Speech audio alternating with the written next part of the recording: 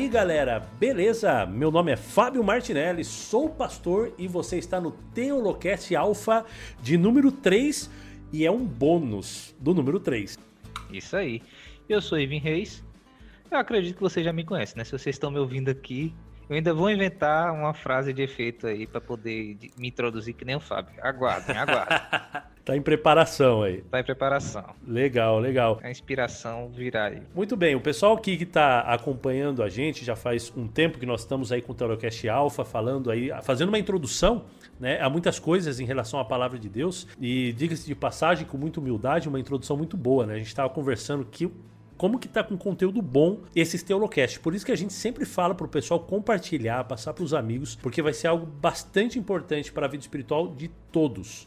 E assim, a gente tá falando que tá bom, mas porque pessoas que estão ouvindo estão dizendo que está bom, né? Então não é a gente que tá olhando pro próprio umbigo, né? Não, e até porque, Irving, a gente mais apresenta as coisas do que fala, né? A gente dá nosso pitaco ali, mas a gente tá convidando um pessoal fera também. Né? Exatamente. Então é disso que a gente tá falando, né? A gente aqui é a ponte entre o conhecimento e vocês. É só isso que a gente faz. A gente dá uns pitacos de vez em quando, mas o caldo grosso mesmo são os nossos convidados que a gente traz aqui para o nosso programa. E Irving, tem muita novidade aí pela frente, né?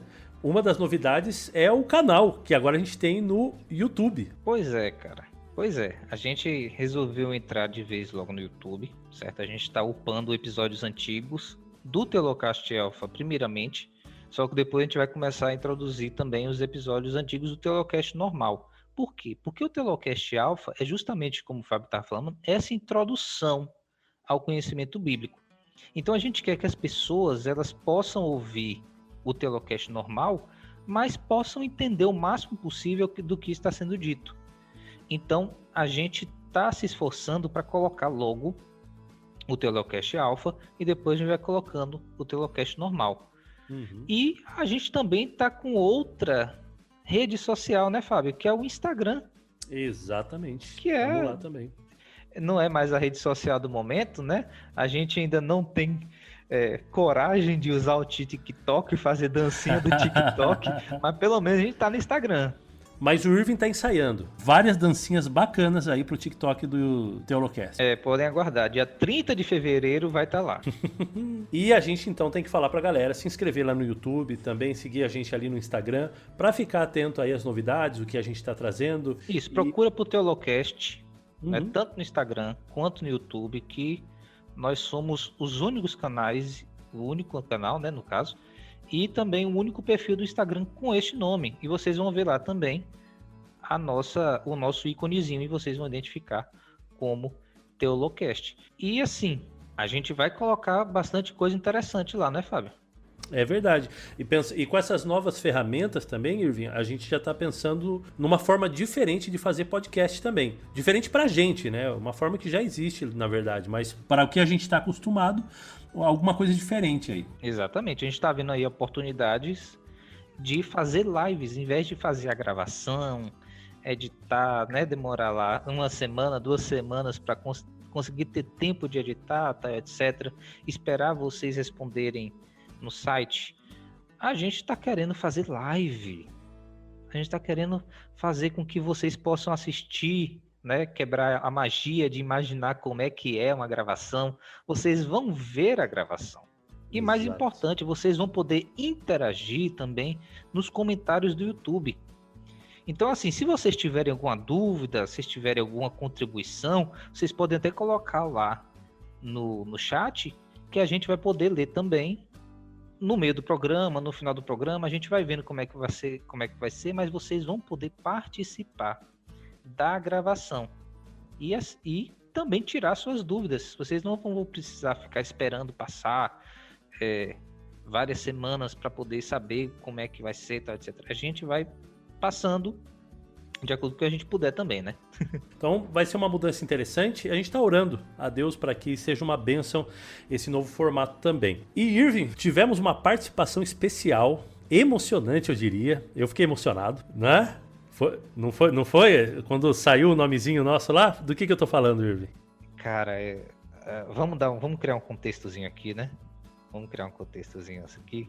Há umas semanas atrás, o Rodrigo Silva apareceu no Inteligência Limitada. E a gente ficou pensando, cara, seria tão legal se a gente pudesse fazer uma propaganda ou mandar uma pergunta lá no Inteligência Limitada quando o Rodrigo Silva aparecesse de novo, né? Porque eu creio que ele vai de novo para o Inteligência Limitada, né? Porque já é um dos vídeos mais vistos, né, do canal, e com certeza também é um dos podcasts mais ouvidos.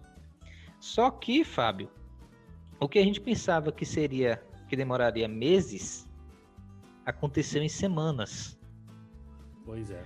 Nesta semana, no dia 30 de junho, Rodrigo Silva apareceu no Flow Podcast, que é um dos maiores podcasts do Brasil, e se eu não me engano é o maior que faz transmissão.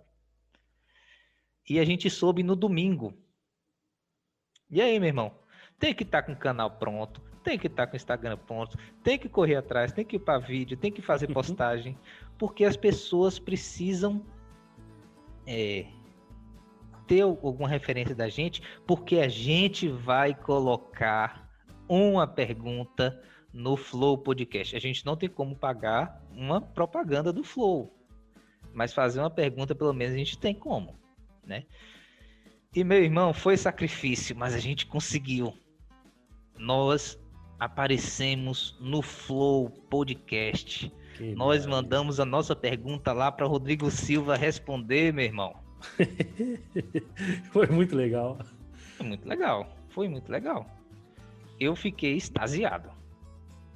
Nós depois vamos colocar lá no YouTube da gente, no Instagram também, qual foi a pergunta. E vocês vão ter que ir lá pro Instagram do YouTube para ver qual foi a pergunta que a gente fez lá para ele. Mas, cara, a gente já vê os resultados. Muitas pessoas já começaram a procurar no YouTube, né? Deu uma guinada nas visualizações. No primeiro episódio, por exemplo, quem for ver lá no canal da gente vai ver que deu uma guinada. Então a gente quer aproveitar esse momento para expandir mais. Exatamente. Porque a gente quer ser conhecido? Não. Mas porque através da gente, mais pessoas também vão conhecer o Evangelho de Jesus Cristo. Amém. Então compartilhe com seus amigos. Né? Se você está ouvindo, se você gosta do que a gente está fazendo, se você acha que é algo interessante, não tenha medo também, compartilhe com seus amigos. Exatamente. Quebra essa bolha, né, de ficar com as coisas só para você e comece a expandir também. Comece a levar também para outras pessoas. É isso aí, vai ajudar bastante a esse conhecimento que a gente está tentando passar para o pessoal chegar realmente aos ouvidos daquelas pessoas que necessitam escutar. Irving, depois desse momento emotivo aqui que a gente viveu, o episódio de hoje, meu amigo, que história é essa de Teolocast Alpha 3 bônus? Vamos lá, vamos fazer um contexto de novo, né? Ano passado, eu ainda nem tinha combinado, né, com o Fábio da gente fazer o Teolocast Alpha. Eu pensava em fazer um podcast próprio, né? Justamente como o Teolocast Alpha. Aí eu resolvi gravar um piloto com o Sael Dias, que apareceu no último Teolocast Alpha, e com o Davi Caldas, que já até pediu música do Fantástico aqui, né? E eu peço desculpa pela qualidade do áudio e pela qualidade da edição. Mas prestem atenção no conteúdo. A gente conversou sobre a lição da Escola Sabatina, né, que estava tendo lá na época. A lição da Escola Sabatina, para quem não conhece, é um material de estudos que a cada trimestre a gente estuda um tema ou um livro diferente da Bíblia. A cada 3 meses a gente estuda esse tema, o livro da Bíblia. E a gente estava falando justamente sobre interpretação bíblica, que é o tema do Teolocast Alpha número 3. Então, a gente resolveu colocar nessa semana esse material que a gente gravou ano passado, né? Antes do... eu estava até pensando, Fábio, em chamar de Teolocast Alpha 00. Mas para não bagunçar, né, a nossa linha aí, eu acho que fica melhor como o Teolocast Alpha 3, porque ele vai ter um assunto que é, digamos assim... Complemento, né? Complementar, isso, exatamente, complementar ao Telocast Alpha 3. Que legal, que legal. Então, galera, aproveita aí esse episódio e que Deus possa abençoar a vida de vocês. A gente termina essa introdução muito felizes, alegres, porque Deus realmente... lá no passado ele colocou um sonho no meu coração, depois colocou um sonho no coração do Irving, a gente pôde se encontrar, unir as forças aí, e hoje a gente tem esse material tão interessante, tão bom e tão produtivo, segundo o que a gente tem ouvido e escutado. Então que Deus possa abençoar a sua vida. Amém. Vamos fazer oração, né, Fábio? Boa. Porque Telocast Alpha tem que ter oração. Oremos. Grandioso Deus, Pai amado, nós te agradecemos, Senhor, por essa semana. Nós te agradecemos, Senhor, pelas bênçãos que o Senhor tem derramado em nossas vidas.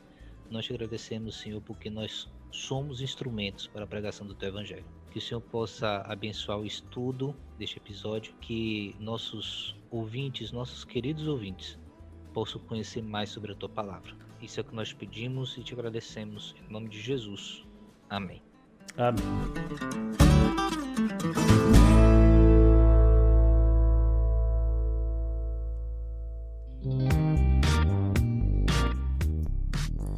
E aí pessoal, tudo tranquilo?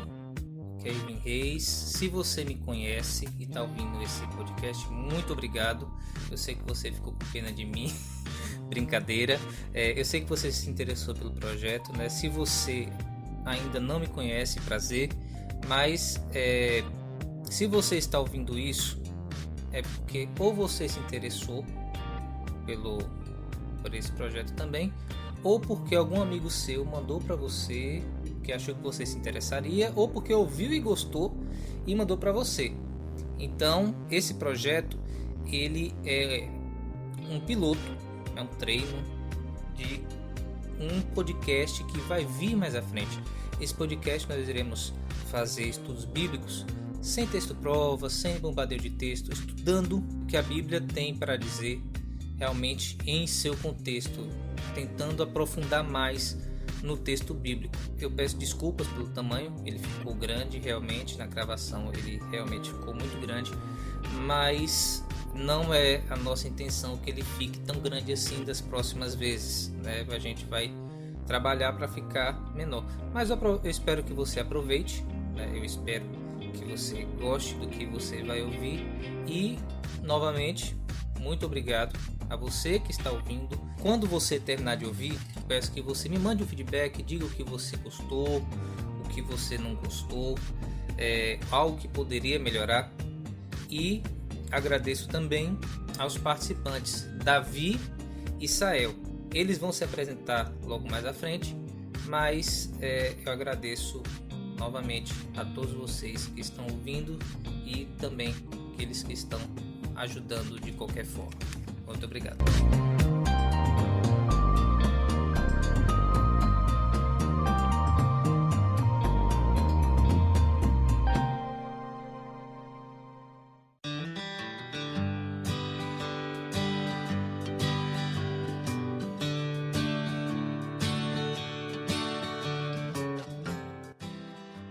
Bom, eu ainda não pensei como é que vai ser a introdução, né? Mas esse projeto aqui, esse piloto aqui que eu estou fazendo, se eu ver que ele ficou bom, eu vou lançar ele depois, quando a gente estiver fazendo um estudo sobre como entender a Bíblia, que é o estudo número 3, certo? Então talvez seja o 3.1, né? O 3.2, alguma coisa assim. Mas eu gostaria que vocês começassem falando sobre vocês. Vamos começar aqui pelo Sael. Sael, fale mais um pouco sobre você, conte um pouco da sua história de sua vida e como você está hoje. Eu vim falar sobre mim, né? Então vamos lá.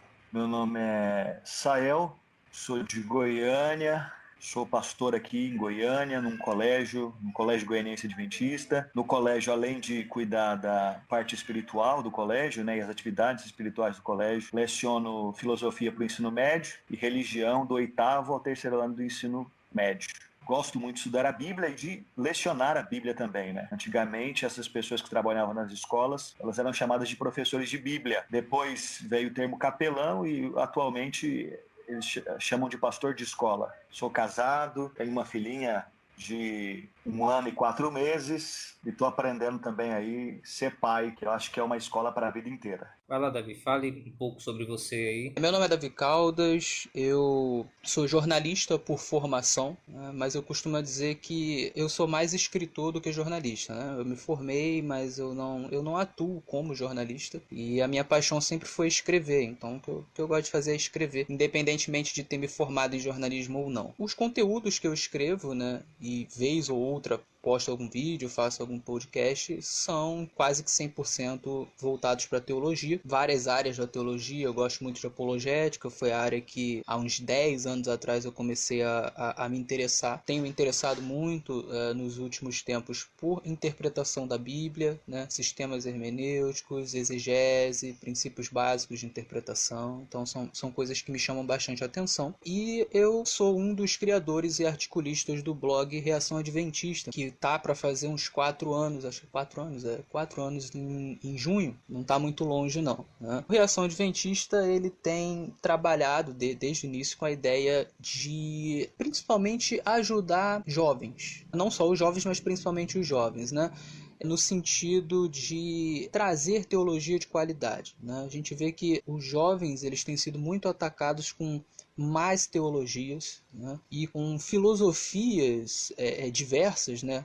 Que são antibíblicas. E muitas vezes eles não têm o arsenal necessário para poder lutar contra isso, para poder saber no que acreditar, para saber como reagir, né? Então o Reação Adventista, ele surge com essa proposta de ensinar a teologia de qualidade para o leigo, para o jovem, ou também para, enfim, o nosso público-alvo é jovem, mas assim, no Reação Adventista tem um monte de gente que segue, que é sexagenário, por exemplo, né? Tem gente de todas as idades, então é um trabalho bem legal que a gente tem feito, e é isso aí, estamos aí. Bom, eu vou concordar contigo que o Reação Adventista, ele vem trazido boa teologia, ele vem combatendo a má teologia com boa teologia, e isso é muito bom porque o Reação, ele consegue falar teologia profunda, só que de uma forma bem didática. Eu acho bem interessante os artigos de Reação por causa disso, porque é fácil para qualquer um que tem pelo menos alguma, né, ideia de teologia poder ler, poder entender e poder identificar as más teologias que existem no nosso, tanto no meio geral cristão, né, quanto também no meio adventista. O Reação tem cumprido seu papel, viu, Davi? Parabéns para vocês aí, para outras pessoas, para o Bochá, para o Lincoln, que fica aqui também trabalha com. Fico feliz e agradeço aí online, né? Agradeço por todos, em nome de todos. O Reação vai ser muito recomendado aqui, viu? Isso é certeza. Não apenas porque você, Bochá, vai participar, mas porque é uma coisa que é um site, um blog que eu gosto de ler e gosto também de recomendar para as pessoas.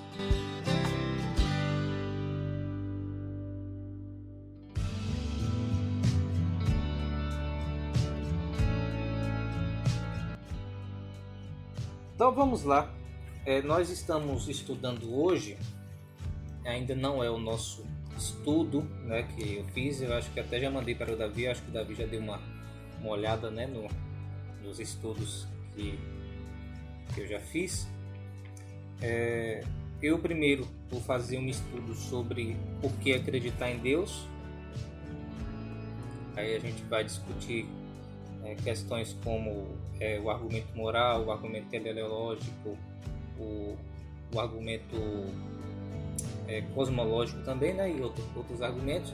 Depois nós iremos falar sobre por que acreditar na Bíblia como palavra de Deus. Depois nós teremos um estudo sobre como entender a Bíblia, que casou justamente com a nossa lição da Escola Sabatina, né, esse manual de estudos que todo trimestre nós, Adventistas Sétimo Dias, estudamos sobre um tema ou sobre um livro da Bíblia diferente.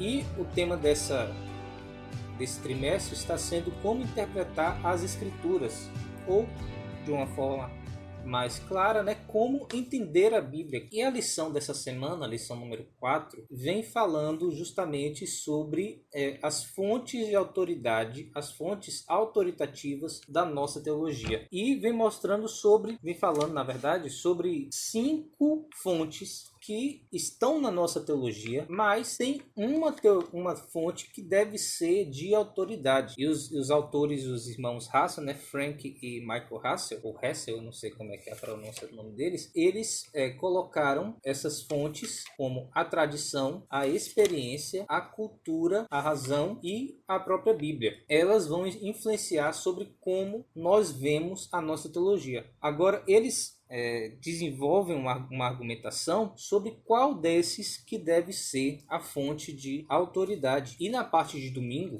né, é um estudo que a gente faz, cada dia a gente estuda um pouquinho. Na parte de domingo ele fala sobre a Quando tradição. as pessoas pensam em tradição, elas pensam em algo ruim, né? É uma possibilidade a gente pensar em algo ruim quando a gente pensa em tradição. Mas será que é essa a tônica? Será que a tradição é sempre ruim? O que vocês acham? Vou deixar para vocês aí.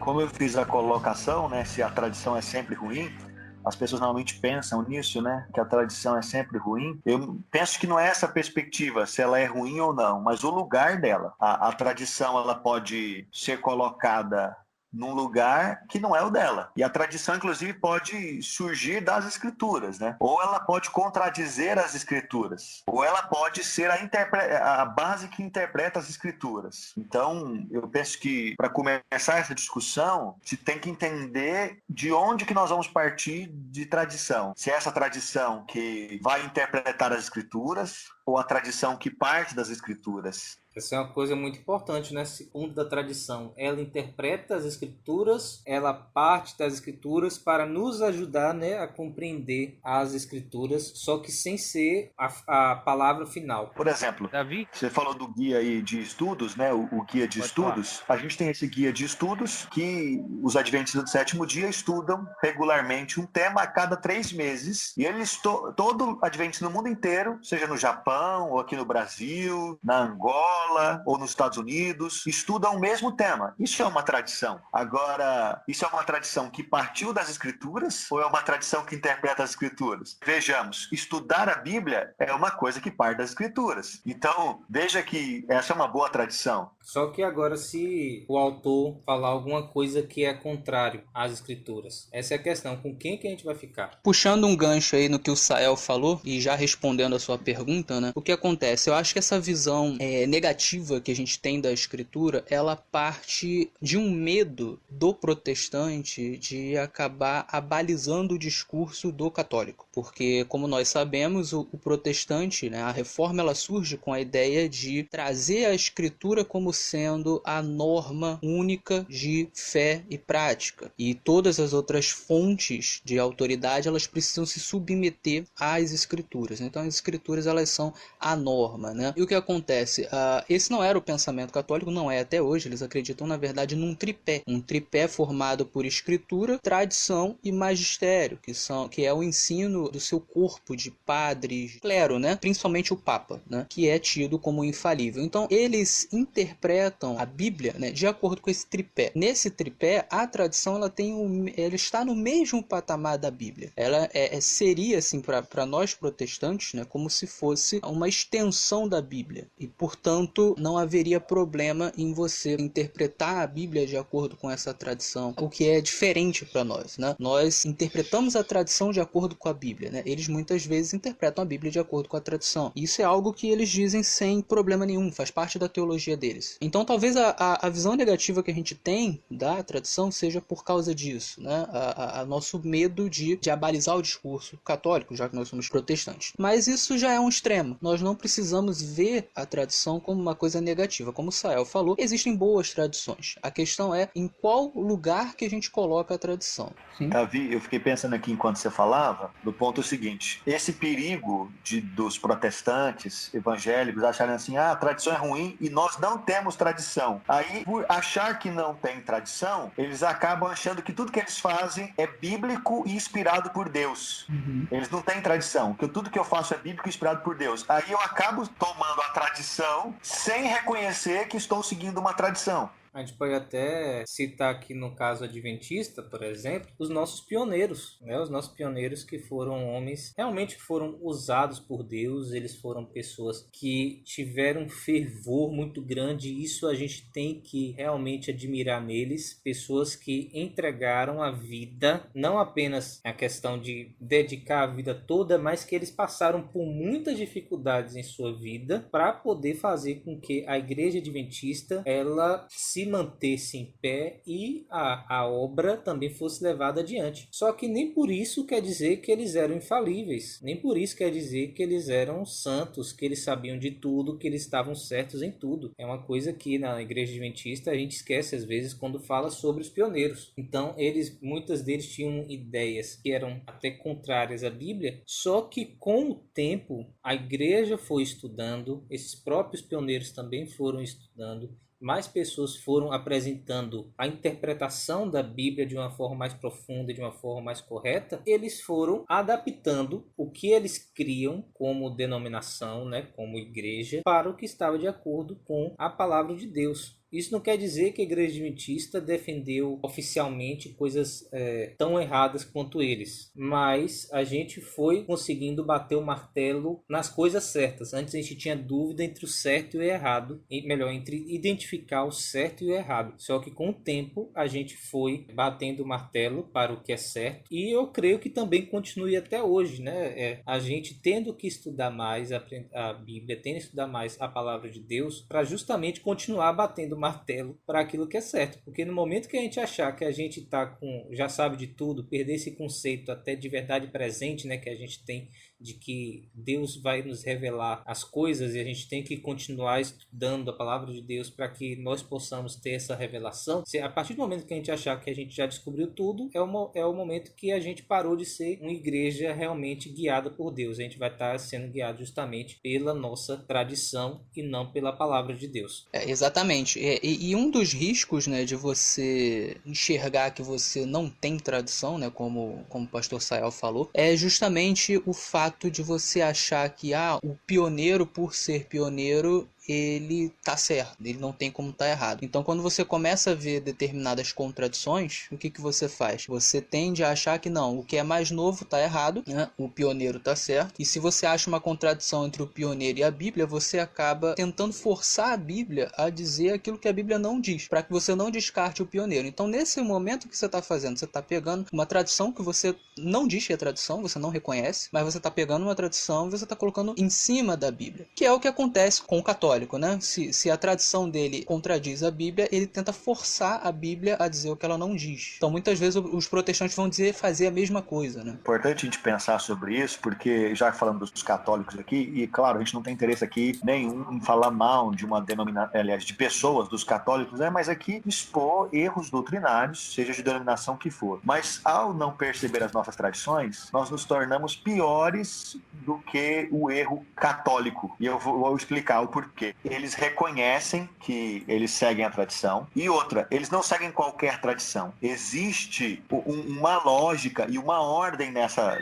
Não é tudo que o santo falou, não é tudo que o padre apostólico falou, não é tudo que o doutor da igreja falou. Existe uma curadoria, digamos assim, dessa tradição. Então existe uma ordem. Agora, quando as pessoas começam a seguir tradições e elas não reconhecem isso, elas acabam se tornando piores do que o equívoco teológico católico de seguir a tradição acima da Bíblia, porque eles pelo menos têm uma ordem e eles pelo menos reconhecem isso. Exatamente. Eu acho que o erro protestante acaba se tornando um erro hipócrita, né? Também, né? Existe essa questão. Sim, com certeza. E assim, eu fico muito com aquilo que Lutero diz na dieta de Worms, né? Que ele fala que se não puder provar para ele pela simples lógica e pelo estudo da Bíblia, ele não vai aceitar. Porque a tradição, os concílios papais, os pais da igreja, por mais que eles falem muita coisa certa, eles se contradizem. Apenas algo que é inspirado por Deus, como a Bíblia, consegue ficar 1500 anos sendo escrita sem entrar em contradição. Então, Deus ele estava guiando a Bíblia. A escrita da Bíblia, ele estava guiando os profetas para que eles falassem a mensagem que Deus queria que eles falassem, só que também da maneira correta, sem que eles entrassem em contradição. Então, a tradição vai entrar em contradição o tempo todo, porque a tradição acaba sendo uma obra humana. Já a Bíblia, que é uma obra do próprio Deus, ela não se contradiz. Mas eu acho que a gente tem que ir também para a Bíblia, né? Para a gente poder fazer, seguir o estudo, a gente também tem que estudar a Bíblia. A gente tem que ver aqui o que diz. Alguém tem mais alguma coisa a dizer, Davi ou Sael? Eu estava pensando nisso agora, a gente ir para o texto e agora conversar sobre o texto. Isso mesmo.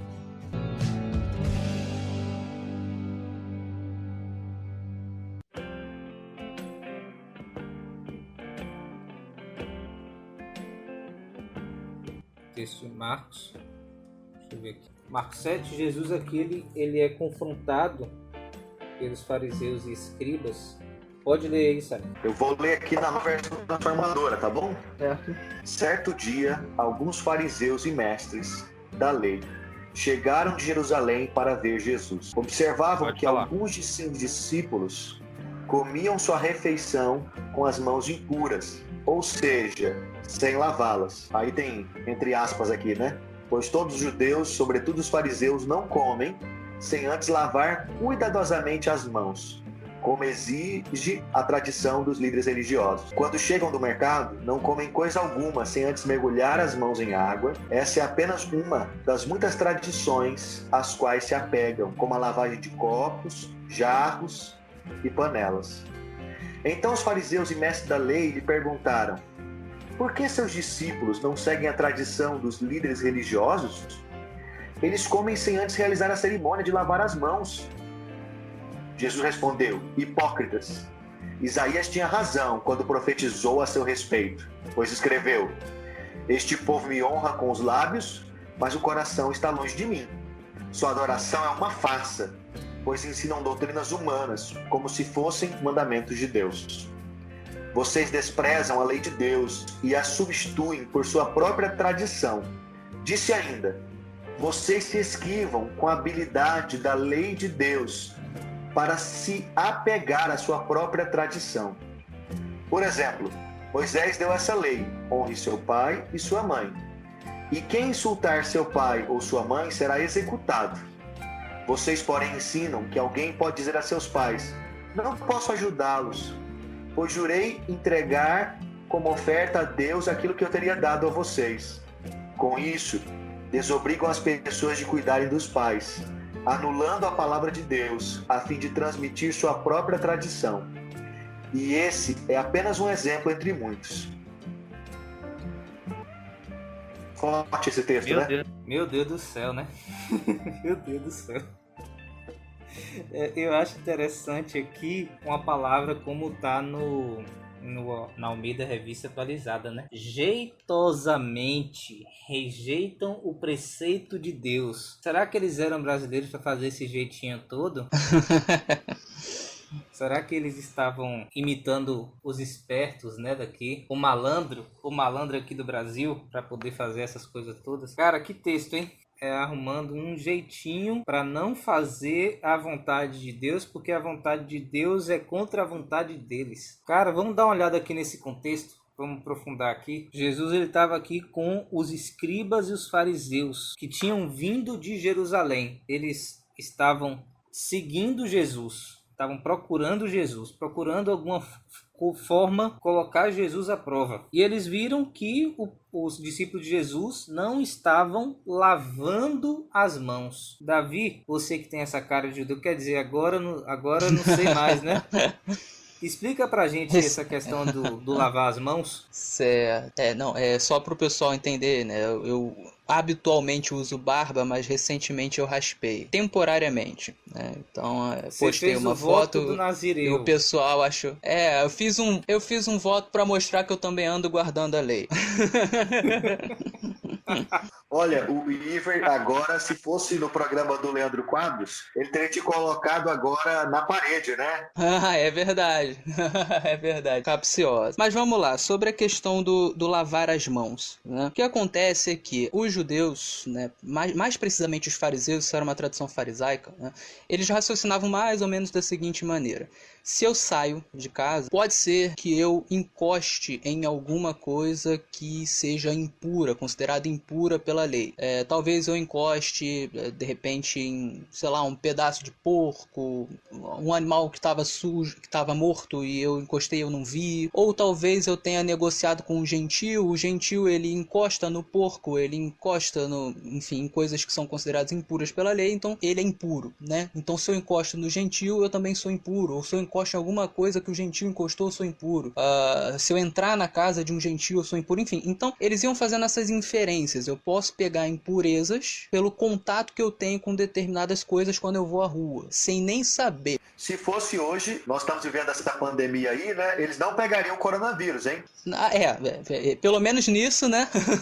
Então, assim, dentro da cabeça deles, né? Se eles poderiam se tornar impuros, e aí o sentido de impureza aqui não é o sentido de higiene, eles pensavam no sentido mesmo de pecado, de espiritual, né? De estar impuro no sentido espiritual. Então, se eles poderiam voltar para casa e estar impuros, então eles precisavam lavar as mãos e lavar os seus corpos para que essas impurezas saíssem. Se eles comessem com as mãos impuras, né, eles estariam passando essas impurezas para os alimentos e, portanto, os alimentos iriam entrar em seus corpos impuros, né? Então é aquele tipo de pensamento bem radical, né, onde você vai fazendo várias deduções, né? Bom, se eu não posso comer carne de porco, não posso encostar no porco, então não posso encostar em quem fez a mesma coisa e por aí vai, né? Então a ideia deles, né, inicialmente, era uma ideia de criar o máximo de cercas possíveis para eles não transgredirem a lei. Então, se a lei diz que existem coisas impuras, então eu vou fazer de tudo para não ter a mínima possibilidade de me tornar impuro.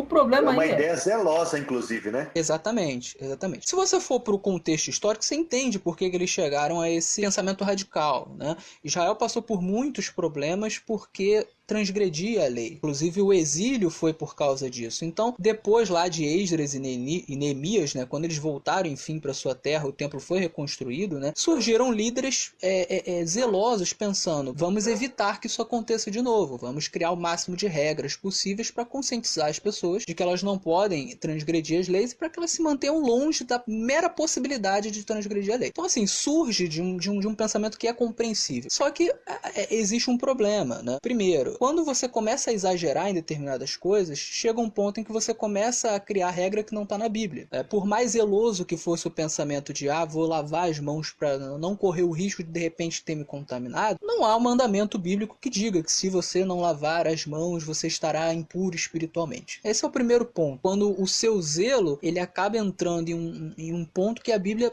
não falou nada sobre aquilo. O segundo ponto é que... Só desculpa te atrapalhar, mas o que você está falando é tão importante, que muitas vezes as pessoas, elas acham na igreja, elas olham aquela pessoa espiritual, né? E são coisas que não são bíblicas, são questões que não são... É como dos fariseus ali, essa aparência, esse zelo, mas não era bíblico. Então, nossa, olha aquela pessoa dando que ela é espiritual, olha aquela pessoa é incrível, olha como aquela pessoa tem contato com Deus, mas será que aquela pessoa que ela faz, vamos supor, algumas coisas simples aqui, né? Orar em determinada hora do dia, ir para tal lugar no alto, são coisas, mostrar o joelho assim calejado. Será que essas coisas realmente não são mais parecidas com fariseus do que realmente espirituais e bíblicas? Exatamente. E aí tem o segundo problema, né? É que essas coisas realmente não fazem a gente ser mais sã. Elas podem até ser boas em determinados contextos. Se você for pegar a questão da higiene, é muito bom você chegar de casa e lavar a mão. Ótimo. E ninguém contesta isso. Mas no sentido espiritual, o fato de você lavar as suas mãos antes de comer não vai fazer com que você ame mais o seu próximo, com que você ame mais a Deus, com que você seja uma pessoa livre do adultério, por exemplo. Você pode ter esses escrúpulos que você criou para você, que nem bíblicos são, e no entanto fazer muitas coisas que são ruins e que são muito ruins.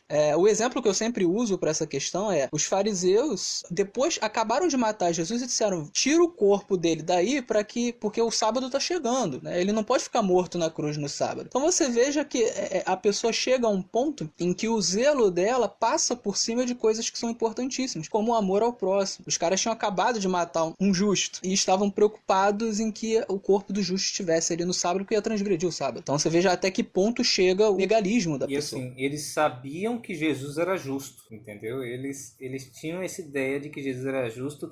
Tanto que Anás e Caifás, eu sempre confundo os dois, ele diz que estava matando Jesus pelo bem da própria nação. Não porque Jesus era culpado de morte, mas porque seria para o bem maior, né? Digamos assim. Outra coisa também que eu ia falar é que eles falam, por exemplo, tem um dia que Jesus vê uma pessoa que estava doente na sinagoga, a pessoa tinha a mão atrofiada, né? Jesus vai até o meio da sinagoga e pergunta para todos: o que é bom, o que é certo fazer no sábado? O bem ou o mal? Curar ou matar? E todo mundo fica quieto. Aí Jesus faz o quê? Jesus vai e cura a pessoa. E eles reclamam com Jesus porque Jesus curou no sábado. E Jesus falou: mas se vocês verem que uma ovelha de vocês caiu em um buraco e não consegue sair no sábado, vocês não vão tirar ela de lá? A tradição de vocês não permite fazer isso? Por que vocês não fazem a mesma coisa e não fazem o bem também para o ser humano, né? Para uma pessoa que vale muito mais do que qualquer ovelha, que vale infinitamente mais. E eles ficam com tanta raiva de Jesus que no sábado começam a conspirar para matar Jesus. Ou seja, olha o que eles estavam no coração, o que a tradição deles dizia, né? O que eles defendiam tanto. Era justamente o contrário do que estava na Bíblia. Não era um dia para fazer o bem, era um dia para fazer o mal, entendeu? Era algo realmente muito, muito, muito problemático. Pode continuar aí, Davi. Você acha que você vai colocar mais um ponto, né? Fica certo. Eu queria comentar aqui também, o problema da tradição colocada no lugar errado é que ela não lê a Bíblia, né? Ela lê a si mesma, né? A pessoa, ela, em vez de ler a Bíblia, estudar a Bíblia, ela estuda e lê a si mesma e diz que foi a Bíblia ainda que disse, diz que foi Deus ainda que disse. Então, eu vejo que esse é o grave problema da tradição, seja ela, quando ela é colocada no lugar errado. Foi o caso dos fariseus e é o caso de muita gente que fala assim: não, eu sigo só a Bíblia, mas na verdade não reconhece que está seguindo o que ela pensa, é o que ela acha. Exatamente. Bom, eu acho que a gente pode passar para o segundo, né? Que a gente já gastou bastante tempo na tradução já, né? Tem várias fontes, né? Agora vai ficar mais fácil poder falar dos outros, porque acho que já deu para entender, né, qual que é o problema da tradição, e o mesmo problema da tradição também se aplica de forma semelhante aos outros. Outra coisa também que eu acho que é importante a gente falar, né, que seria talvez um terceiro ponto aí para o argumento de Davi, é que quando a pessoa ela faz uma tradição de regra que vai além da Bíblia, né, uma lei para lei, elas tenta ser um legislador melhor do que Deus. Verdade. Ela tenta ser alguém que faz regras melhor do que Deus. E de forma geral também começa a impor a mesma regra que ela criou para as outras pessoas. Então ela se coloca numa posição tão arrogante e ao mesmo tempo achando que está sendo tão zelosa que ela acha que é melhor do que o próprio Deus para poder decidir o que é certo e o que é errado. E esse é justamente o problema, né, do ser humano. Achar que está fazendo algo melhor do que Deus. Mas vamos seguir aqui, né? Alguém tem mais alguma coisa para dizer aí? Eu acho que a gente pode fechar esse ponto dizendo o seguinte: a tradição, se ela for boa, proveitosa para nossa edificação espiritual, a gente pode incentivar. Na nossa vida pessoal a gente faz, e na vida dos outros a gente incentiva, mas não mais que isso. Você não pode impor aquilo que seja tradição. Tradição você incentiva, se for boa. Por exemplo, a própria tradição do lavar as mãos, higienicamente falando, você incentiva isso, né? Mas você não pode dizer que quem não faz isso está em pecado e por causa disso vai pro inferno, por exemplo. Enfim.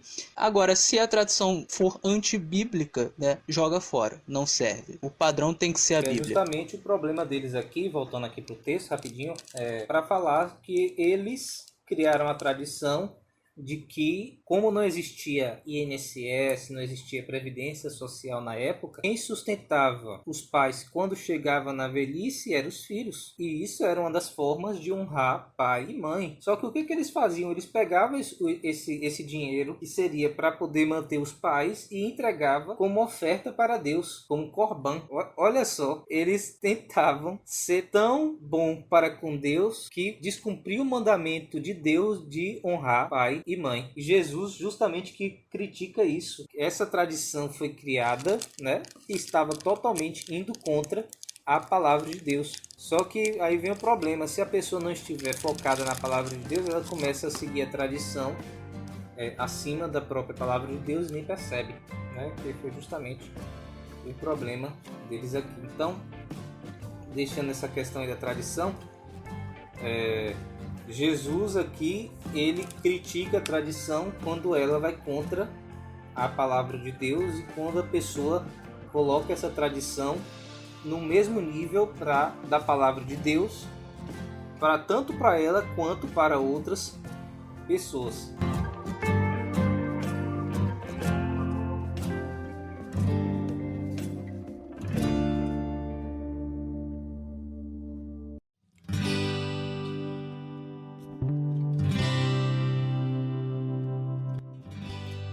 Na parte de segunda, nós temos a questão da experiência. O que seria essa experiência? Será que é aqueles pesquisa científica com tubo de ensaio? Será que é dessa experiência que está falando aqui?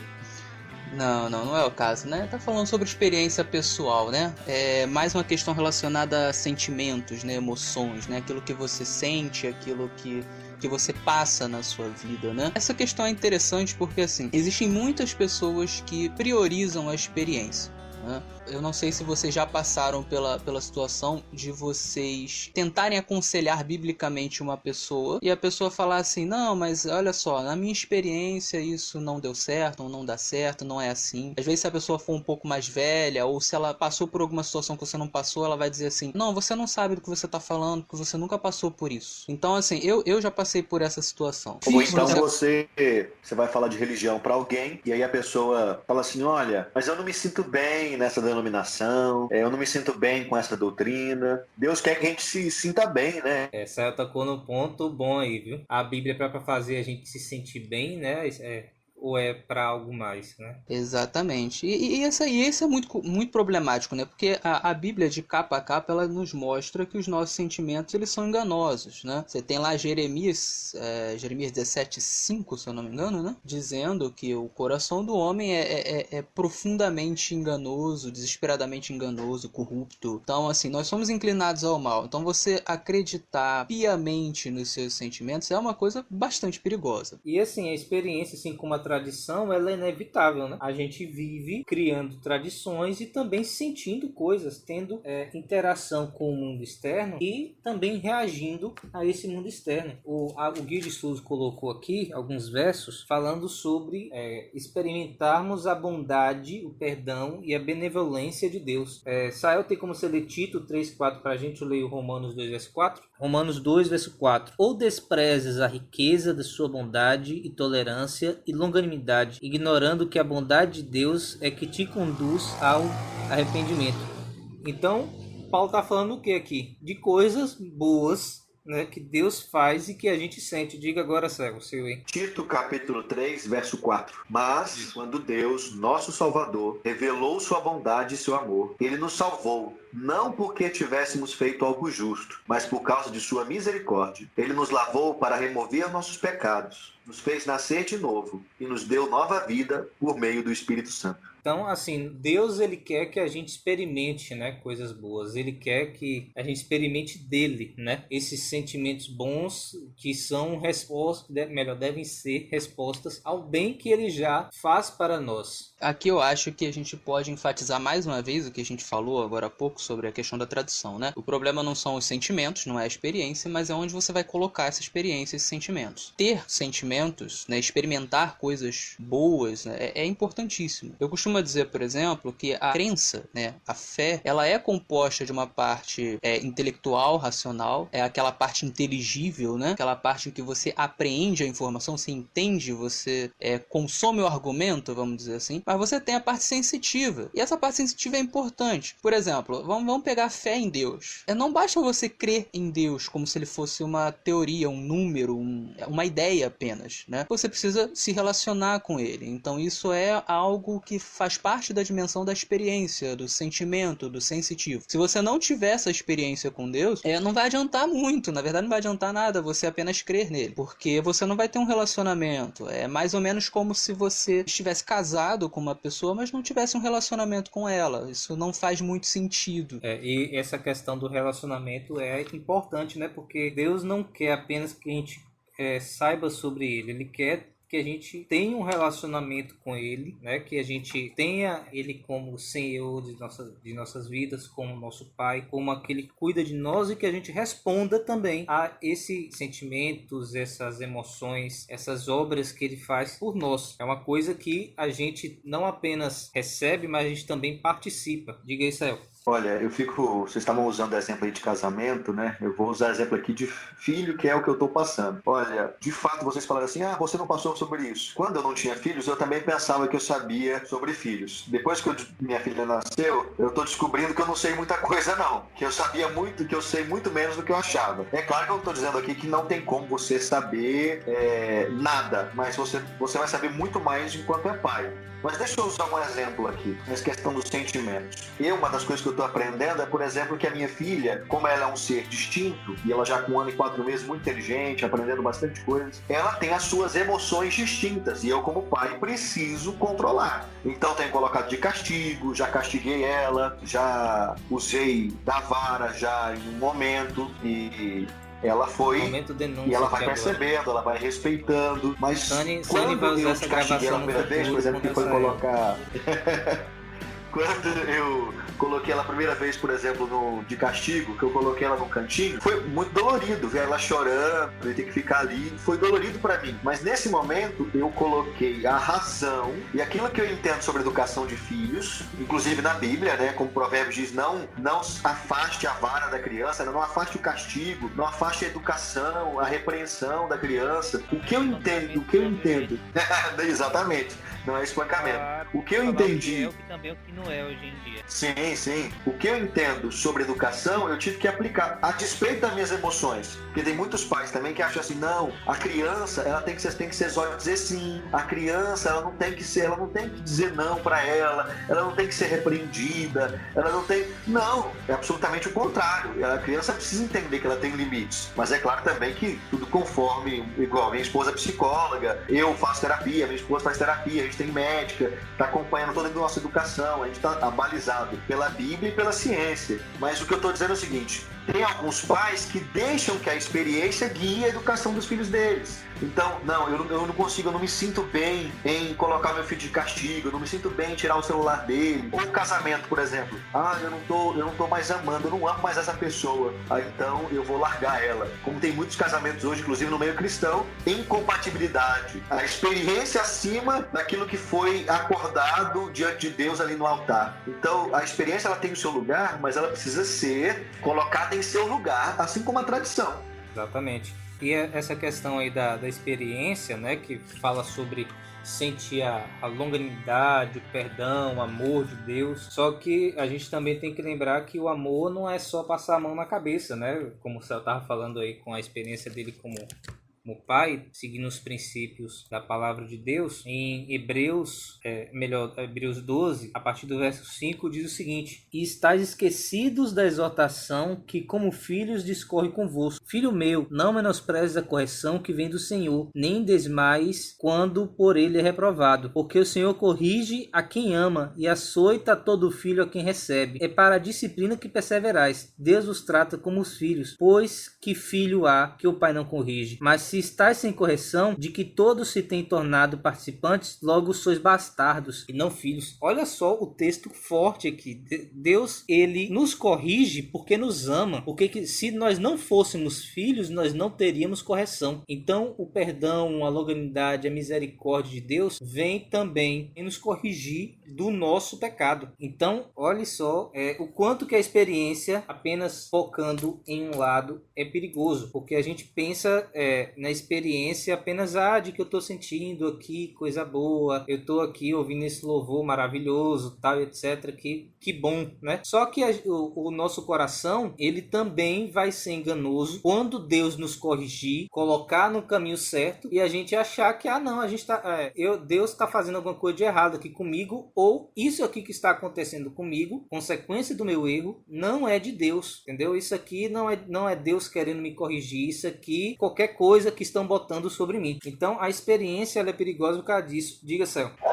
É que, Davi, tanto a tradição ela deve surgir da Bíblia, como também a experiência, né? O que é o amor? O amor, eu preciso encontrar a resposta na Bíblia. Mesmo as nossas emoções, elas precisam entrar no crivo da Bíblia para me entender, olha, o que é amor, o que é alegria, o que é bondade, o que é o mal, o que é, por exemplo, a própria alegria, qual o momento de ficar triste ou não. E quando a gente lê a Bíblia, estuda a Bíblia, a gente percebe que a Bíblia tem exortação e ensino até para isso. Então a minha experiência que eu vou ter com base naquilo que eu aprendo e aprendi na Bíblia. Porque muita gente fala assim, Deus é amor. Eu vou igual o texto falou aí, né? Eu vou experimentar o amor, a bondade de Deus.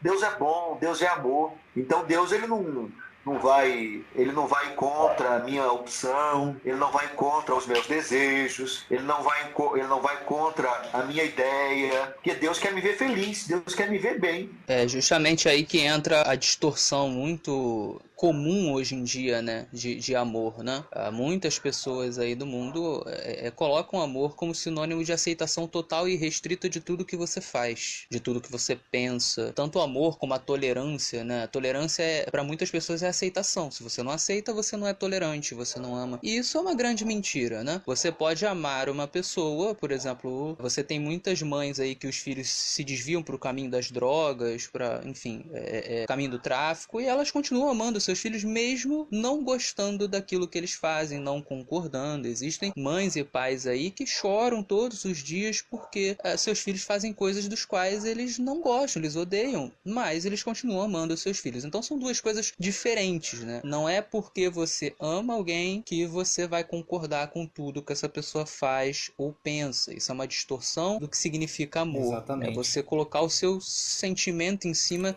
do que a Bíblia define como amor. O Dr. Rodrigo Silva, para quem não conhece, ele é um teólogo e doutor em arqueologia adventista. Ele dá um exemplo muito bom sobre essa questão de como a gente encara o amor hoje, né? Digamos que um filho de alguém, de um de nós aqui, ele pega o carro, sai correndo, drogado, embriagado e atropela uma pessoa. Qual é a reação que a concepção de amor hoje vai esperar? Que o pai, ele suborne o guarda, suborne o juiz para que o filho possa ser solto e livrado de qualquer consequência pelos atos dele. Quando o filho sai da prisão, o pai dá um abraço e um beijo no filho e fala: filho, eu te amo, vamos para casa. Enquanto o conceito de amor que é apresentado na Bíblia é o pai que vai continuar amando o filho, mesmo com a brutalidade que ele fez, mas que vai agir para que a justiça seja feita. Vai agir para que o filho, se ele for solto, ele seja solto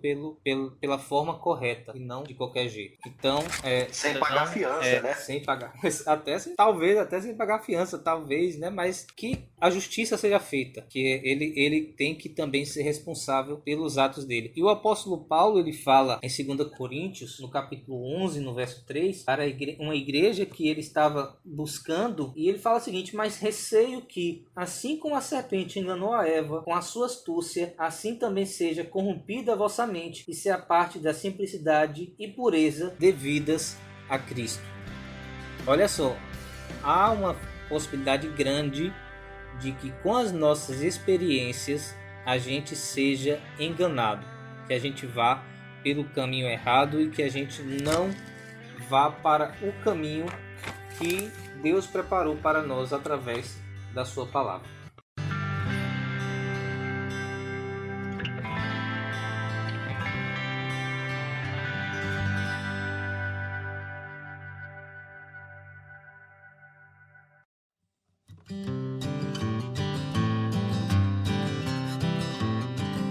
Vamos lá. como que a cultura pode influenciar negativamente a nossa teologia, como que a cultura pode influenciar para que a gente entenda a palavra de Deus da forma errada. Alguém tem alguma coisa, algum exemplo aí para dar para a gente?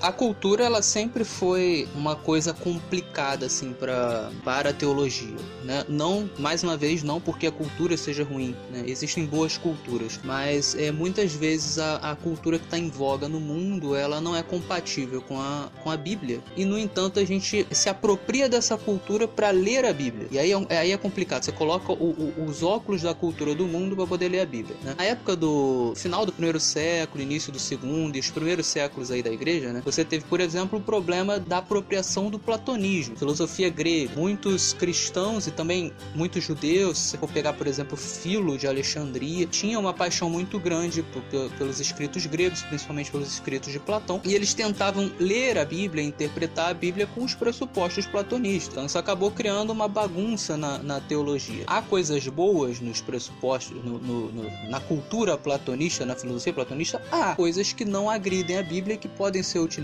mas a Bíblia não é um livro escrito por Platão. A Bíblia é um livro inspirado por Deus, né? E que foi concebido numa cultura hebraica. Então, assim, você quando vai ler a Bíblia, você precisa ter isso em mente e você precisa respeitar esses contextos. Senão você acaba, em vez de fazer uma exegese, que é você extrair o que o texto está falando, você faz uma exegese, né? Que é você imputar ao texto sentidos que não estão ali dentro, né? Então, Davi, quando a gente está estudando a Bíblia, a gente tem que colocar, então, os óculos da cultura da época, né? Da cultura do autor e dos primeiros leitores. Não é isso? A gente tem que tentar enxergar o mundo como eles enxergam para que a gente possa aplicar para os nossos dias. Exatamente, né? Eu costumo dizer, só para finalizar essa parte, que assim, existem vários contextos quando você vai ler. Eu costumo trabalhar com 7 contextos básicos, que é o contexto temático, né? Que é aquele mais fácil, que é o que você lê o que tem antes e o que tem depois, né? De determinada alegação, para você entender do que a pessoa está falando. Tem o contexto histórico, né? Para quem foi escrito aquilo, por quem foi escrito, em qual época, né? Que aí vai pegar um pouco da cultura também. E tem outros contextos, contexto teológico, enfim, tem vários contextos. Você tem que trabalhar com os contextos que estavam ali presentes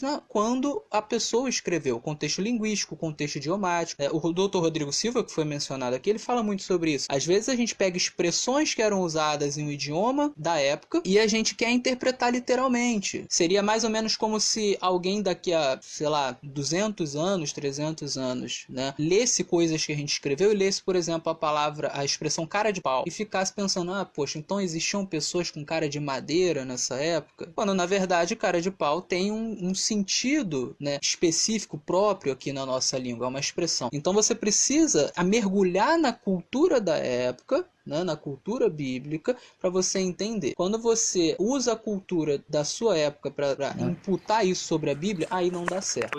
Então, olha, sobre essa questão de cultura ainda, o guia, né, de estudos tratou da questão, por exemplo, da cultura do mundo, e que a cultura do mundo, muitas vezes, ela está em desacordo com a cultura da Bíblia. Mas muitas pessoas, quando elas leem, por exemplo, que a Bíblia fala assim, olha, não se amolde ao padrão desse mundo, o mundo jaz no maligno. Quando elas leem questões sobre isso, elas pensam que é a cultura, no caso agora, a cultura atual, que ela é um problema. Mas a cultura da época dele, quando ele era jovem, criança, não, essa era boa. Ou é a cultura atual da igreja, que a igreja agora mudou, então não pode mais. Mas o que a Bíblia está dizendo não é essa questão. É que a base cultural do mundo, que é o egoísmo, essa é diabólica, essa é maligna e ela está em todas as épocas, em todas as eras, em todos os séculos, e não é a cultura da sua época que é melhor do que essa. Todas jazem no maligno, né? Mas todas também têm conceitos da glória de Deus, têm aspectos divinos que a gente pode enxergar a ação de Deus, mas também a gente vai enxergar em todas elas questões que são completamente em desacordo da Bíblia. Então quando você vai falar assim, vamos estudar o conceito histórico, lendo, entender um pouquinho da cultura, da Bíblia. Algumas pessoas pensam que sempre cultura é algo ruim, né? Ou sempre cultura é uma coisa assim que não presta. Sim, e falando sobre essa questão aí da cultura nossa, aqui na Bahia, você já morou aqui na Bahia, você deve ter ouvido aquele ditado: farinha pouca, meu pirão primeiro, né? Muita gente cristão há anos, muita gente tem tanta convivência com a palavra de Deus e com Deus, mas ainda não percebeu o quanto que a própria cultura, essa cultura egoísta, né, que é vivenciada por todos nós, dei apenas o exemplo desse ditado aqui da Bahia, mas não consegue perceber o quanto que é contrária à palavra de Deus, justamente por ser egoísta. Não é porque a cultura é porque foi formada pelo homem, é porque não veio da mão de Deus. Não, é porque ela tem o pecado em si e muitas vezes a gente não consegue reconhecer o pecado. Não é tudo na cultura que é pecaminoso, mas a gente está às vezes tão mergulhado na cultura sem analisar a cultura pela palavra de Deus e a palavra de Deus por completo, que acaba passando isso e a nossa vida acaba sendo moldada pela cultura e não pela palavra de Deus. Exatamente. Puxando um gancho, né? Eu também já vi muito cristão usando aquela expressão assim: eu sou muito quieto, mas pisa no meu calo para você ver. Então, assim, são exemplos como que você deu, né? De culturas do mundo, né? São coisas que pro mundo é normal, mas que são contrárias à Bíblia. A gente não deveria assimilar isso. E, no entanto, você encontra cristãos usando isso como base. É a hora que a gente fala assim: tá, irmão, mas onde é que está escrito isso na Bíblia? A Bíblia ensina isso, que se alguém pisar no seu calo, você deve agir de uma maneira animalesca. Enfim, não diz. Também é um exemplo de como muitas vezes a cultura do mundo ela acaba se colocando em confronto com a Bíblia e a gente nesse confronto escolhe a cultura. Então, qual que deve ser a posição do cristão, né, segundo a Bíblia? Rejeitar o que é ruim do mundo e poder também fazer parte do que é bom. O que é bom no mundo, a gente tem também que fazer parte. A gente tem que usar essa graça de Deus, né, essa coisa boa que Deus colocou no mundo, tanto para o nosso usufruto, quanto também para o bem dos outros, né? Então, a gente tem que ter uma visão crítica da cultura, saber diferenciar o que é bom e o que é ruim, mas também usar aquilo que é bom. Por exemplo, a gente está falando aqui através de um meio que não existia nos tempos de Jesus, né? Internet, podcast, até o próprio papel e a própria nossa própria língua, o alfabeto com letras minúsculas, a prensa, tudo isso é algo bom que a gente tem a oportunidade de usar hoje para a glória de Deus, né? É uma coisa que a oportunidade de usufruir também, que a nossa cultura nos oferece. Falando sobre isso, né? O Rodrigo Silva, ele fala o seguinte, né? Que você foi chamado para ser diferente, não esquisito. E eu acrescentaria, você foi chamado para ser diferente, não esquisito nem burro, né? Então, assim, às vezes acontece de você levar a questão para um extremo, achar que eu não posso pegar nada da cultura, porque tudo da cultura do mundo é ruim. Nem sempre é. Existem coisas que são feitas por pessoas do mundo e que são boas. E que se você não fizer uso, o diabo vai fazer uso e você vai ficar para trás. Então, por exemplo, você pega a televisão. A televisão é uma coisa ruim? Não é uma coisa ruim. Mas durante muito tempo, os cristãos deixaram que o mundo fizesse uso da TV. Então, durante muito tempo o diabo saiu na frente. Aí depois os cristãos começaram, não, a gente pode usar a televisão para boas coisas. E isso você pode levar para qualquer coisa, né? O rádio, a internet. Poxa, quanta coisa boa que a internet pode... A gente pode usufruir tanto da internet no sentido de evangelização. Então não faz sentido você simplesmente olhar toda a cultura como algo que você não deve fazer parte. Eu acho que a gente tem que ter discernimento, né? Existem coisas que são neutras, então a gente pode usar para o bem do evangelho.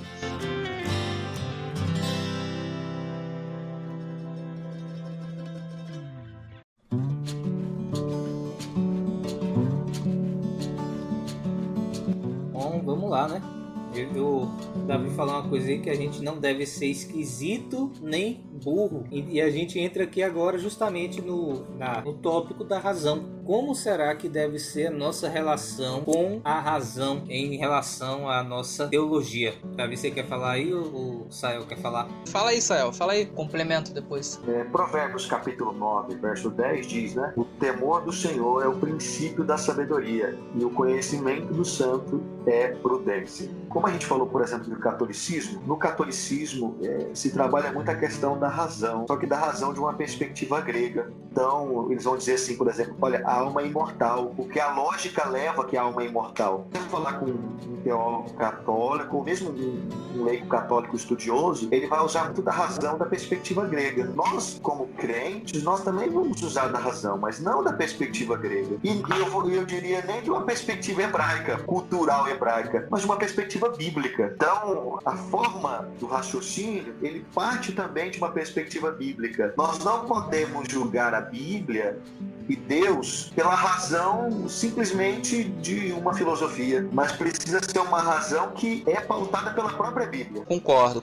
Eu gostaria de fazer um adendo, é que assim, a questão da razão, né, essa discussão da razão, ela acaba caindo muito para a questão semântica, né? O que é razão, né? A palavra razão e a palavra lógica, elas podem ser aplicadas com vários sentidos, né? Então é sempre bom, quando a gente discute isso, entender exatamente o que a pessoa entende por razão, o que ela entende por lógica. Às vezes a pessoa entende por razão simplesmente um raciocínio baseado em algum pressuposto, né? E nem sempre o pressuposto está correto. Então, quando o pressuposto não está correto, não necessariamente aquilo que ela chama de razão é verdadeiro. Da mesma forma, às vezes a gente chama de lógica alguma coisa que na verdade é apenas o modo de pensar de uma pessoa. Então a gente sempre tem que fazer essa distinção. Existem coisas que são lógicas num sentido irrefutável, vamos colocar no sentido matemático. Por exemplo, 2 mais 2 igual a 4. Pelo menos em certo sentido é algo irrefutável, é isso e acabou. Ou aqueles silogismos que a gente pode trabalhar, por exemplo, todos os que moram na casa de Maria têm cabelo grande. João mora na casa de Maria. Logo, João tem cabelo grande. Então são coisas que não tem como você refutar, né? Então, nesse sentido lógico, né, a gente pode confiar, né? Eu acho que entra naquela coisa que Lutero falou. Eu preciso ser convencido pela Bíblia e pela razão. Eu acredito que ele estava falando a razão nesse sentido. Agora, existem coisas que são simplesmente raciocínios humanos. O Sael deu o exemplo aí do raciocínio grego que leva até a questão da imortalidade da alma. Mas se você for analisar a fundo, você vai ver que ele parte de pressupostos que não necessariamente são verdade. E quando você vai comparar com a Bíblia, você vê que não são mesmos. Então, o que eu diria nesse ponto é o seguinte... Isso é o que a gente vai falar mais pra frente, né? A gente vai entrar nesse assunto mais nos estudos mais pra frente. Só que vamos seguir aqui. A gente está conversando um negócio aqui que talvez seja um pouco avançado, mas pode seguir. Então, assim, voltando aqui para a questão do estudo, né? Até o que o guia ele fala, né? Ele diz o seguinte, que quando nós pecamos, quando a humanidade caiu, né? Também o seu raciocínio se tornou obscuro. Ou seja, nós não nos tornamos apenas pecaminosos, nós nos tornamos também mais ignorantes, vamos dizer assim. O nosso raciocínio passou a ser pior. Havia um raciocínio mais correto, mais limpo, mais puro, mais lógico. Então o nosso raciocínio hoje ele contém erros. Então a lição deixa muito claro que é o seguinte, a razão é importante, mas o nosso raciocínio ele passou a ter defeito. Então a gente não é que a gente não deva confiar na razão, a gente não deve confiar no nosso raciocínio, né? É por isso que a Bíblia deve ser o nosso parâmetro. Às vezes a gente não consegue enxergar que determinado raciocínio nosso está errado. Só que quando a gente coloca a Bíblia como parâmetro, aí a gente compreende, não, realmente eu estava errado, isso aqui não faz sentido. Então é por isso que a Bíblia ela precisa ser o nosso padrão máximo, porque é ele que vai realmente definir se você está indo pelo lugar certo ou não está, se você está usando o seu cérebro de uma maneira correta ou se você está escorregando em alguma coisa. A lição, ela coloca um texto aqui de 2 Coríntios, no capítulo 10, assim, Paulo fala sobre deixar nossa consciência, nossa razão cativa à palavra. O que isso significa? Significa que, por exemplo, quando a gente está estudando a Bíblia, e isso acontece comigo, às vezes eu olho um negócio assim e falo, rapaz, isso aqui eu não concordo não. Eu não penso da mesma forma como a Bíblia está mostrando aqui. E realmente não penso mesmo. Só que qual que vai ser a minha reação agora? O que que eu vou colocar como mais provável de estar certo? A minha razão ou a palavra de Deus? Levando em conta que eu sou falho, eu erro, já tirei tanta nota baixa. Ou vou colocar a palavra de Deus em primeiro lugar, né? Porque Deus onisciente, ele sabe de todas as coisas. Ele nem precisa pensar, porque ele já sabe. Ele não precisa raciocinar, porque ele já tem o raciocínio completo. O que é que eu vou colocar como provavelmente tendo razão? Obviamente, e até de forma lógica, eu vou colocar a palavra de Deus. Mas isso não quer dizer que agora eu vou ficar com o meu pensamento e a palavra de Deus vai ficar com a dela. Não, eu vou buscar entender o porquê que a palavra de Deus está dizendo uma coisa que eu não concordo. Eu vou estudar mais para poder entender o porquê das coisas serem da forma como a Bíblia está explicando. Isso não quer dizer que eu vou ser anticientífico, isso não quer dizer que eu vou contra o que a lógica apresenta, significa apenas que eu vou buscar ter uma lógica melhor, um raciocínio melhor do que eu já tenho agora, né? Eu vou buscar aprender mais para poder entender melhor o porquê da Bíblia estar dizendo tal coisa daquele jeito que eu não concordo. Isso que é colocar a razão no lugar certo, colocar a razão de forma cativa, né? A palavra de Deus. É uma razão que ela é humilde, né? Digamos assim. Tem até um termo mais forte que é humilhada, mas vamos trabalhar com esse sinônimo, né? De uma razão humilde que reconhece a própria debilidade em contraste com a onipotência, né, e a onisciência de Deus. É interessante também, Irving, é que quando a gente se coloca nessa posição mais humilde e continua estudando, o que acontece é que geralmente Deus nos responde. Ele coloca alguém no nosso caminho que já estudou mais e que sabe responder, ou ele dá um insight, você consegue enxergar isso na Bíblia, ou você acaba vendo a resposta em um livro. Então geralmente ele te responde. O que acontece é que muitas vezes nós somos arrogantes, né?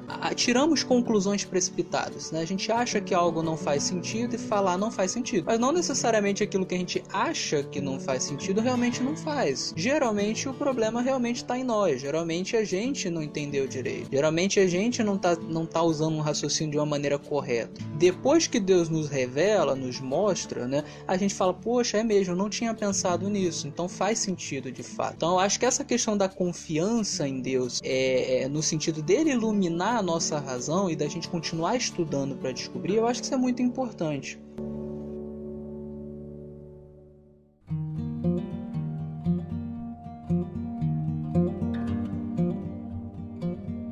A gente conversando aqui, a gente deu spoiler, né? Porque a parte de quinta, só na quinta-feira, que o autor vai falar sobre a Bíblia, né? Como sendo a única fonte confiável para a nossa teologia. Veja bem, a Bíblia não vai falar cientificamente sobre todas as coisas, ela não vai falar precisamente, historicamente, sobre todas as coisas. Ela pode ser confiável naquilo que ela se propõe a apresentar, né? Ela é confiável em apresentar a palavra de Deus, a mensagem de Deus para a salvação, e também naquilo que ela apresenta também outras coisas. Eu não vou falar, por exemplo, sobre psicologia de forma técnica como psicólogo usando a Bíblia, né? Por mais que tenha muita gente que queira fazer isso, não dá para fazer. Eu formei agora em contabilidade, e eu não vou falar sobre contabilidade, que é uma ciência que foi algo que é construída, é cheia de convenções usando a Bíblia. Ou sobre gestão financeira, que também é uma das minhas áreas de atuação, né? Não vou falar sobre gestão financeira usando apenas a Bíblia, mas a Bíblia também tem princípios que ela pode falar alguma coisa que contribui para a gestão financeira, né? Por exemplo, Davi é jornalismo, Israel é teologia, então a Bíblia vai falar de qualquer coisa, teologia. Mas nisso a gente vê o quanto que a Bíblia é importante naquilo que ela se propõe, que é justamente ser essa autoridade para a nossa teologia. E a gente vai estudar também na próxima lição, não sei se eu vou gravar ou não, se vocês já estão convidados aí para poder fazer parte da próxima gravação, mas que é somente a Bíblia, é apenas a Bíblia que faz parte, que é a autoridade para a nossa teologia. Todas as outras coisas, a tradição, a experiência, a cultura e a razão, elas contribuem, mas quem bate o martelo no final é a Bíblia. Quem julga todas as coisas é a Bíblia. Todas as outras coisas vão estar cativas à palavra de Deus. No final das contas, vai ter sua contribuição, vai ajudar de alguma forma, mas é apenas a Bíblia que vai ser aquilo que define. Eu acho que é importante mencionar que, assim, algumas pessoas acham que a Bíblia ser a base da fé e da prática, a única base da fé e da prática, e a fonte mais importante, implica que você não pode crer em nada, nenhuma informação fora da Bíblia, né? Não é bem assim que funciona. Existem muitas coisas que a gente acredita que não estão na Bíblia. Se você for estudar arqueologia, por exemplo, história mundial, você vai encontrar uma porção de coisas que a Bíblia não menciona, mas que são verdadeiras. Para citar um exemplo chulo, né? Você não descobre informações sobre a independência do Brasil lendo a Bíblia, mas é uma informação verdadeira, a gente crê nisso, mas não está na Bíblia. Da mesma forma, existem coisas que a gente acredita sobre a Bíblia que não estão na Bíblia, mas que provavelmente são verdadeiras. Por exemplo, a Bíblia não diz que Mateus escreveu o Evangelho de Mateus, ou que Marcos escreveu o Evangelho de Marcos. Essas são informações que a gente descobre na patrística, a partir do 2º século. Então, assim, esses relatos aí dos pais da igreja, eles são justamente importantes nessas coisas para ajudar a gente a compreender a Bíblia. Faz alguma diferença se foi Mateus ou não que escreveu o livro, né, que a gente chama de Evangelho segundo Mateus? Não, mas é algo que nos ajuda a compreender melhor. Exatamente. Por exemplo, né, outras coisas. A maioria dos cristãos acredita que Paulo foi decapitado, Pedro foi crucificado de cabeça para baixo, que João, antes de ir para a ilha de Patmos, ele foi jogado num barril de óleo, não se queimou. Essas informações também não estão na Bíblia, mas elas são encontradas aí na patrística, né? E provavelmente são verdadeiras, né? Mas assim, veja que esse tipo de informação, ainda que não seja verdadeira, não altera em nada a nossa fé e a nossa prática básica. Ou seja, a salvação continua sendo pela graça mediante a fé, Deus continua sendo onipotente, onisciente, onipresente. Ou seja, essas informações, elas não geram novas doutrinas, elas não alteram as doutrinas já existentes, né, que são bíblicas, né? Então, você pode aceitar essas informações. Então, é importante você ter essa ideia. A Bíblia é a única regra de fé e prática, no sentido de que todas as nossas doutrinas, elas estão baseadas nela, né? E tudo que é filosofia, informação, a gente julga a partir dela, ou seja, não pode contradizê-la. Mas isso não significa que todas as informações precisam estar dentro da Bíblia. Você pode crer em informações por outras fontes, que são informações verdadeiras e que não formam doutrina, não alteram doutrina e que também não contradizem informações da Bíblia. Então elas podem ser verdadeiras. Então é importante você destacar isso, né? É isso mesmo. Voltando para Jesus, o Guia de Estudos, ele coloca aqui alguns textos, né? João 5, 46 e 47 e João 7, 38, em que Jesus está novamente com os escribas, os fariseus, conversando, e Jesus fala para eles: vocês não acreditam de verdade na palavra de Deus, vocês acreditam muito mais na tradição do que na palavra de Deus, porque se vocês acreditassem de fato na palavra de Deus, vocês acreditariam em mim. Se vocês não estão nem acreditando na palavra de Deus, como é que vocês vão acreditar em mim se a palavra de Deus aponta para mim como Messias que deveria de vir para Israel, né? Então, mais uma vez, Jesus reforça a importância da palavra de Deus como base, né? Como autoridade para a teologia, porque o que fez a teologia deles ir para o erro, o que fez com que eles matassem o Messias que eles tanto esperavam, era estar cegos pelas próprias concepções deles, né? Por aquilo que eles acreditavam ser correto segundo a palavra de Deus, mas que não estava baseado na palavra de Deus, estava baseado na própria concepção deles. Bíblia, aliás, na vida a gente tem várias autoridades. Na minha casa, por exemplo, a maior autoridade é minha esposa.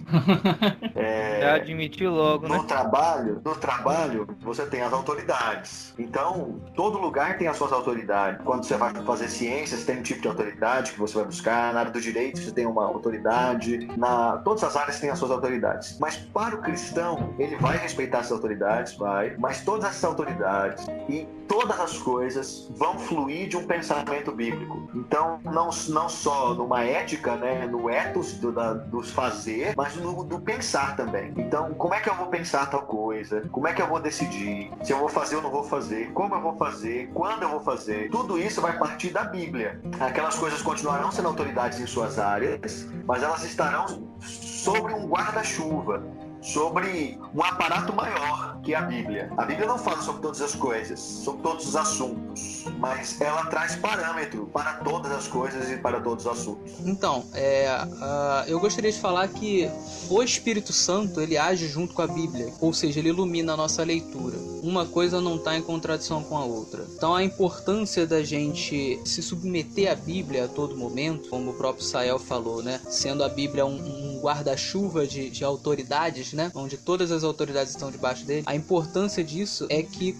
quando a gente se submete a ela dessa maneira, o Espírito Santo tem como nos iluminar da maneira correta. Porque o Espírito Santo, ele segue uma trilha. E essa trilha, ela foi determinada pela Bíblia. Porque o próprio Espírito Santo inspirou a Bíblia. Então é como se a Bíblia fosse o mapa que o Espírito Santo fez. Se você não se submete a esse mapa, não tem como o Espírito Santo te iluminar da melhor maneira. Ou seja, você tem que estar no caminho certo para que o Espírito Santo consiga te iluminar e você andar por esse caminho, né? Por isso que existe essa importância tão grande da gente colocar as coisas no seu devido lugar. Se você não coloca as coisas no seu devido lugar, o Espírito Santo ele vai trabalhar com você, mas ele vai ter que fazer você sofrer um pouquinho para você ir pro lugar certo, né? Porque você tá fora do caminho. E aí, vamos fazer as nossas finalizações? Aqui é Ivin Reis e para minha teologia a Bíblia é a única autoridade. Meu nome é Sael Dias e a minha tradição é seguir a Bíblia como única regra de fé e prática. Meu nome é Davi Caldas e se você tá fora da Bíblia, você tá errado. Agora foi direto mesmo. Tem que queimar. Herege. Vai lá, Sael. Nos despeça aí com a bênção. Olha, a única coisa da bênção em hebraico que eu sei é só a primeira parte. Yevarech Adonai Elish Mereha. Mas... Vou falar, então, dar uma bênção sobre a Bíblia, então. Olha, que o nosso Deus, né? Aquele que se revelou através da Bíblia, aquele que se comunicou aos profetas e aos apóstolos, esse mesmo Deus possa nos iluminar para que, ao abrir a Bíblia, possamos ter um relacionamento íntimo, pessoal com Deus. Amém. Amém.